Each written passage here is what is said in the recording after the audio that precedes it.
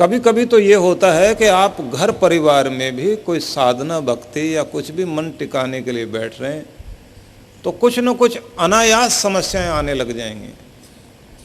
और कुछ नहीं होगा, घर परिवार में कलह कलेश हो गई तो कोई ना कोई बड़बड़ाना शुरू कर देगा, और नहीं तो बच्चे दौड़ कर आएंगे, शोर मचाएंगे।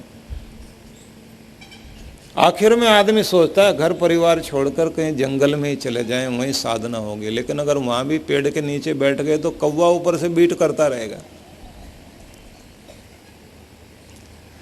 अड़चने तो रहती ही हैं,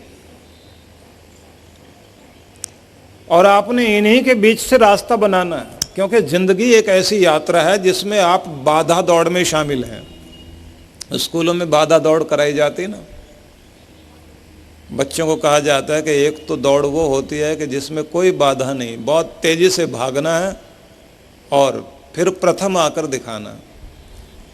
एक दौड़ होती है जिसमें यही नहीं पता कि आगे कौन कौन सी बाधाएं आएंगी,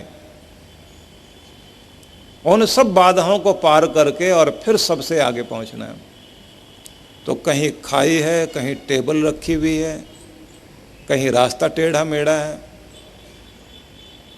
कहीं पर पत्थर पड़े हुए हैं, कहीं पर मिट्टी खोदी हुई है, उसमें पानी डाल रखा है, कीचड़ है, कहीं ऊंचा नीचा है। तो बच्चे दौड़ते हैं उनको पार करते हुए, फौजियों को सिखाया जाता है तो उनको भी ट्रेंड किया जाता है अनेक तरह की बाधाएं सामने रखकर, और फिर कहा जाता है कि इनके बीच चलते हुए और फिर लक्ष्य तक पहुंचो, टारगेट को प्राप्त करो। तो जिंदगी ऐसी चीज है, इसमें सब चीजें आसानी से नहीं मिलती। मुश्किलों के बीच ही रास्ता बनाना है, लेकिन ध्यान रखिए खेल खेल में बनाना है, आनंद लेते हुए बनाना है, दुखी होकर के नहीं।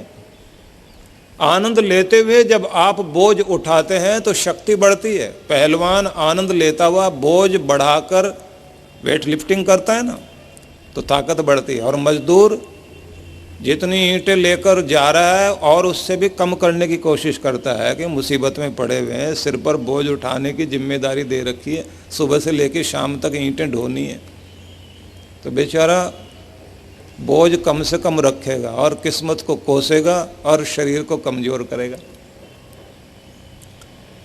यदि आप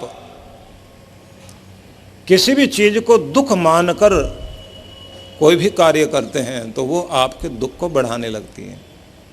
और जब आप अपनी क्षमताओं को विकसित करने के लिए सोचते हैं कि मेरी ताकत बढ़ रही है, क्षमता बढ़ रही है, समस्याओं का सामना करने के लिए मेरे अंदर शक्ति आ रही है, तो समस्या नहीं लगती। हर जगह विघ्न बाधा आती है। अर्जुन ने पूरा इंतजाम कर लिया। जिस समय चारों तरफ से जानवर भेजे गए, उसने पहले से ही ये इंतजाम किया कि यहां तक कोई जानवर पहुंच ना सके। अपना दिमाग पूरा लगाता था। आप अगर जीतना चाहते हैं तो सिर्फ अपनी ताकत के भरोसे जीत सकेंगे ऐसा नहीं, दिमाग भी साथ लगाना चाहिए। शरीर की शक्ति भी चाहिए, संगठन शक्ति भी चाहिए, धन की शक्ति भी चाहिए, साधनों की शक्ति भी चाहिए, उसी के साथ में बौद्धिक बल भी चाहिए, बुद्धि की ताकत भी चाहिए। और उसके बाद भी अगर कहीं कमी रह जाए तो आप कृपा का आसरा कहकर भगवान को हाथ जोड़ो, प्रभु तेरी कृपा का बल भी चाहिए, क्योंकि मेरा बल काम नहीं आएगा। अपनी तरफ से कोई कमी नहीं छोड़ो कहीं भी, फिर भी हाथ जोड़ते रहो।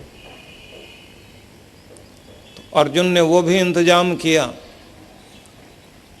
उसके बाद दुर्योधन ने सोचा कि मुझे भी इंतजाम पूरा ही करना चाहिए, जंगली जानवर भी भेजें, उधर के जो भी चोर उचक्के डाकू टाइप के लोग थे उनको भी भेजा। लेकिन अर्जुन के तीरों का सामना किसी ने भी किया नहीं, भाग गए सब। फिर इसने वहां के साधुओं को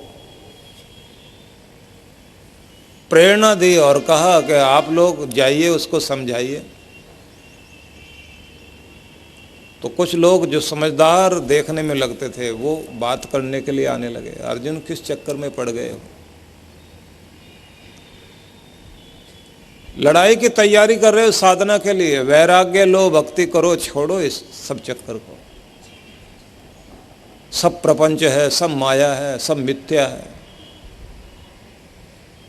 अर्जुन का मनोबल टूट जाए इसकी कोशिश की जाने लगी।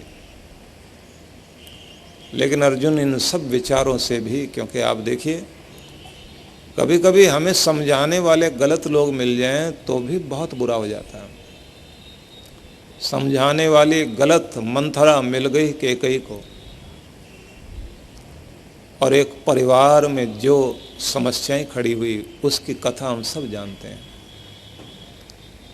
गलत एडवाइजर मिल जाए तो भी जिंदगी तबाह हो जाती है। अपना विवेक इस्तेमाल हमेशा करना चाहिए, अपनी होश में रह के चलना चाहिए। अर्जुन ने सबकी बातें सुनी और उसके बाद भी ये कहा कि जो मैंने संकल्प कर लिया गर्दन कट जाएगी, लेकिन अपना संकल्प नहीं तोड़ूंगा। नियम पूर्वक बैठ रहा हूँ, बैठता रहूँगा, आगे जो होगा देखा जाएगा। वैसे भी जिंदगी खराब जा रही है, लेकिन भक्ति में जिंदगी खराब नहीं जाती।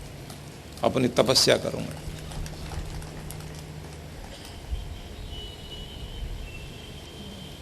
दुर्योधन ने देखा कि कोई रास्ता नहीं बन पा रहा, तो फिर उसने ऐसी अप्सराओं के लिए प्रयास शुरू किया कि जो अर्जुन को बहका दें।